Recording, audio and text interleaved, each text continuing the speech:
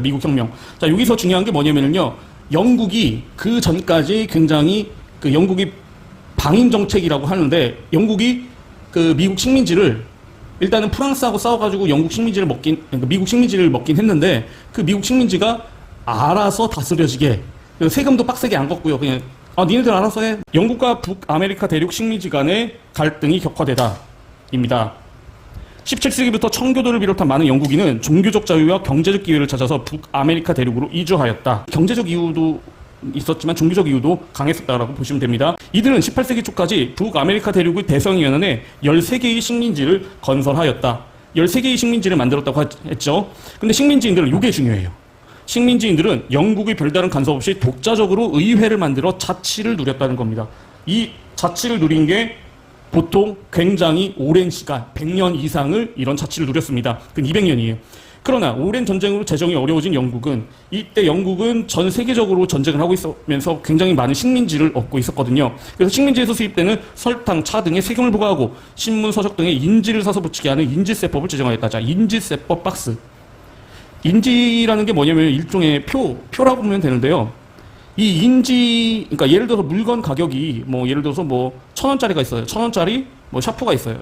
1,000원짜리 볼펜이 있는데 이 볼펜에다가 인지를 붙여야지 팔 수 있게 되는 겁니다. 근데 이 인지세가 예를 들어서 10,000원이래 봐요. 그럼 1,000원이었는데 인지세가 붙으면 11,000원이 되는 겁니다. 이게 말이 안 되죠. 예.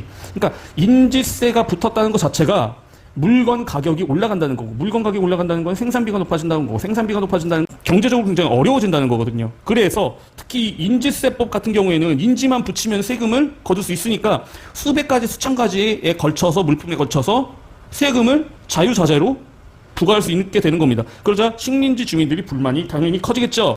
대표가 없는 곳에 과세할 수 없다라고 외치면서 우리 대표가 없는데 왜 우리가 세금을 내느냐 하면서 자신들이 대표가 참여하지 않는 영국 의회는 식민지에서 세금을 거둘 수 없다고 주장을 하게 됩니다. 그런 가운데 일부 식민지들은 영국 성곽에 올라가 차 상자를 바다에 던져버립니다. 바로 보스턴 차 사건 박스입니다. 보스턴 차 사건이 일어나게 되고요. 보스턴 차 사건이 일어나게 되니까 이때가 이 차는 홍차를 말합니다. 홍차. 영국 사람들은 지금도 홍차를 많이 마시거든요. 그런데 영국에서 건너왔던 영국 식민지는 미국인들도 홍차를 마셨거든요. 그런데 이 보스턴 차 사건 이후로 홍차를 버리고 커피를 마시게 되는 계기가 되기도 합니다. 그래서 이 사건을 계기로 영국 정부와 식민지 갈등이 격화되게 됩니다. 한번 싸우게 되려고 하죠. 근데 미국 혁명으로 북아메리카 식민지가 독립하다. 영국이 보스턴 항구를 폐쇄하자. 영국이 항구를 폐쇄하고 그 다음에 의회를 열지 못하게 됩니다. 그러니까 경제적으로도 봉쇄를 하고 정치적 권력을 완전히 박탈을 했다라고 보시면 되죠. 그러니까 이것을 선 넘었다 생각한 식민지 대표들은 영국 정부의 탄압에 맞서 대륙회의를 열고 영국에 항의를 하게 됩니다. 일단 어떻게 할지 이제 모여서 회의를 하게 됩니다. 이 1차 대륙회의, 2차 대륙회의인데요. 갑자기 영국 군과 식민지 민병대 사이에 무력 충돌이 일어나면서 이게 렉싱턴 전투거든요. 그런데 이게 갑작스럽게 일어나요. 갑작스럽게. 그러면서 그냥 억지로 갑자기 등 떠밀려서 독립전쟁이 시작되게 됩니다. 식민지 대표들은 워싱턴은 총상경관을 임명하고 1776년 7월 4일 독립선언문을 발표하게 됩니다. 독립선언문을 발표하게 되고요. 그들은 이 선언문에서 인간의 기본권과 민주주의를 천명하게 됩니다. 그러니까 길게 나왔는데 인간의 기본권과 민주주의를 천명했다. 결국에 어떤 정치를 하겠다는 겁니까? 왕이 없는 공화정이라는 정치를 하겠다. 왕이 없는 공화정이라는 정치를 하겠다는 얘기다라고 보시면 됩니다. 처음에 식민지 군대에 열세를 몰렸으나 많이 열세에 몰렸었거든요. 특히 해군 같은 경우에 굉장히 취약했겠죠. 해군. 그런데 워싱턴의 활약과 그리고 프랑스, 에스파냐의 지원 등으로 전세를 역전합니다. 그래서 프랑스가 미국을 전심전력으로 도와주게 되거든요. 이건 왜 그러냐면 프랑스가 미국, 북아메리카 대륙 관련돼서 싸움을 했었어요. 누군가? 영국과 싸움을 했는데 프랑스가 지고 영국이 미국을 먹어버리고 13개 식민지가 생긴 거거든요. 그러니까 프랑스 입장에서는 뭡니까? 발목 잡기죠. 발목 잡기. 물귀신 작전입니다. 내가 못 먹는 거 너도 못 먹어 해가지고 프랑스가 전심전력으로 도와주게 됩니다. 영국을.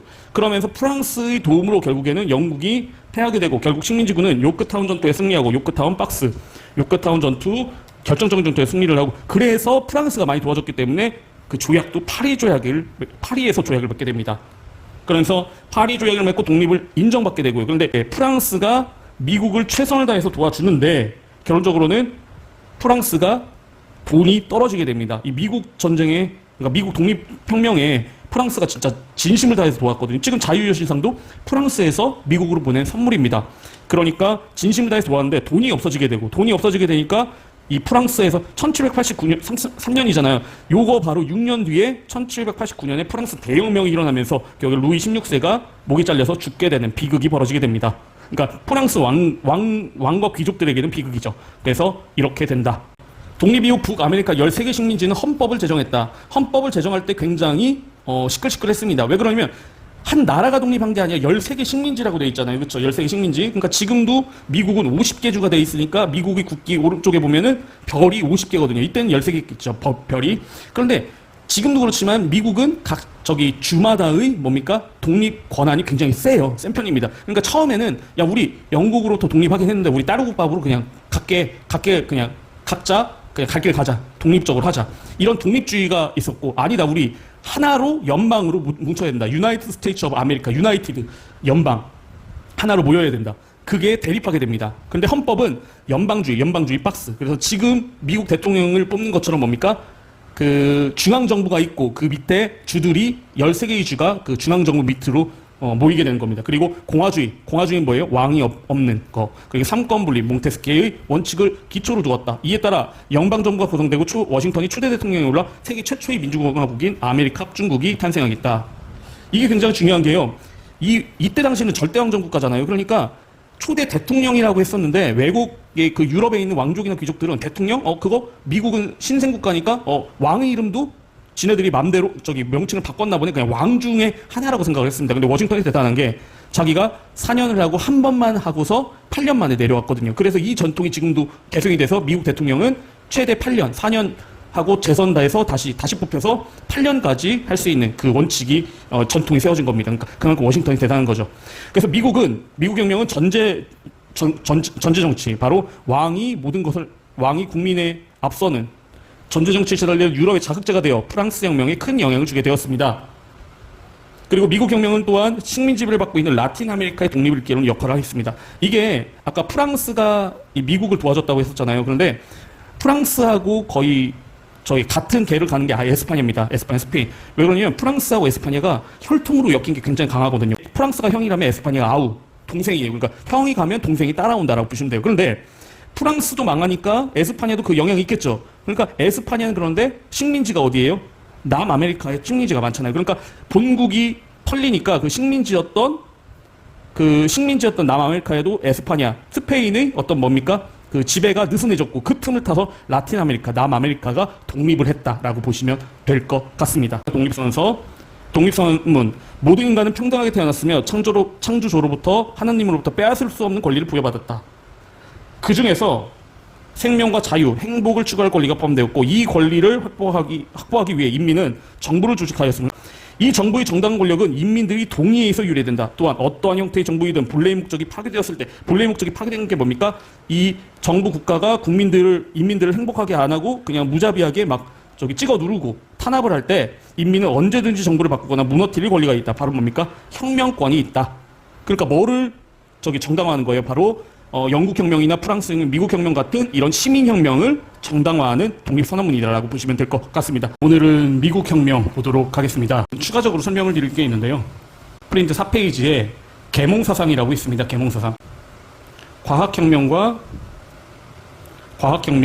그리고 기계론적 우주관, 그리고 계몽사상 이렇게 있는데 과학혁명이나 기계론적 우주관이나 계몽사상이나 결국에는 뭡니까? 인간이 스스로의 힘을 자각을 하고 스스로가 굉장히 강한 힘을 가지고 있구나. 그러면서 인간이 능동적인 존재다. 나는 운명을 개척하는 존재다. 부당한 어떤 지배를 벗어날 수 있다. 그리고 인간이 자연 정복할 수 있다. 이런 인간의 힘을 강조한 사상이라고 말씀드렸습니다. 굉장히 어두운 상태에서 탈칵하는 전등 스위치를 누르는 거하고 똑같이 전등이 켜지면서 또는 촛불이 켜지면서 그 어두웠던 그 공간이 밝게 빛나는 것, 그것을 계몽사상이라고 보시면 됩니다. 그런데 이 계몽사상에서 여러 가지 사상이 있는데 루소의 일반의지, 공동성 강조, 법합의 평등, 인민주권의 강조를 더 설명을 드리려고 합니다. 일단은 루소라는 사람은 이렇게 보시면 돼요. 그러니까 결론적으로는 사회계약설의 완성이 루소라고 보시면 되는데요. 보통 사회계약설이라는 게 홉스, 로크, 루소의 순이거든요. 그런데 사회계약설이라는 건 한마디로 얘기해서 인간이 어떤 국가, 정부를 만드는 데 있어서 그 밑에 있는 국민들, 백성들, 인민들의 필요에 의해서 만들어진 게 바로 뭐다? 국가고 정부라는 겁니다. 국민들이 모여서 어떤 사회적 합의를 하게 됩니다. 일반적이라는 게 뭐예요? 일반적, 보편적, 주권을 가진, 투표권을 가진 모든 국민들의 의지라는 게 뭐예요? 내가 뭐를 하고자 하는 거. 그러니까 국민들의 뭘 하고자 하는 게 바로 의견이 모인 게 바로 일반 의지다라고 보시면 됩니다. 이 일반 의지는 퍼펙트하기 때문에 이 일반 의지는 중앙장, 왕도 법으로 혼낼 수 있다는 겁니다. 이 일반 의지는 어느 누구도 꺾을 수 없는 다이아몬드 같은 거다. 일반 의지는 그렇게 생각하시면 되고요. 이 일반 의지를 통해서 일반 국민들이 어떤 그 이익을 얻게 되죠. 이익. 그게 바로 공동선입니다. 그러니까 일반 의지에 의해서 얻어지는 게 바로 공동선이다라고 보시면 되고요. 그 중앙장, 왕도 혼낼 수가 있는 거예요. 뭘로? 일반 의지로. 그래서 결국에는 모든 사람들이 일반 의지, 결국에 법이죠, 법. 법을 만들면 거기 앞에 어떤 계급도 있지 않고 법 앞에 평등하다. 이렇게 되는 겁니다. 법 앞에 평등. 그리고 결국에는 인민, 백성, 국민들이 바로 주권을 가지고 있는 바로 이렇게 이어진다라고 보시면 됩니다. 루소는 그 일반 국민들의 힘을 강력하게 그 지지를 했고요. 그 국민들의 합의해서 만들어낸 어떤 결론이 일반 의지고 그 정책이고 그 정책에 의해서 국민들이 다수가 이익을 얻는 게 바로 공동선입니다. 그러니까 이 일반 의지에 의해서 공동선이 이루어진다면은 결론적으로는 법 앞에 평등을 하고 모든 국민들이 주권을 가지고 있다. 국민으로부터 주권, 권력이 나온다라는 것을 우리가 알 수 있게 되는 겁니다.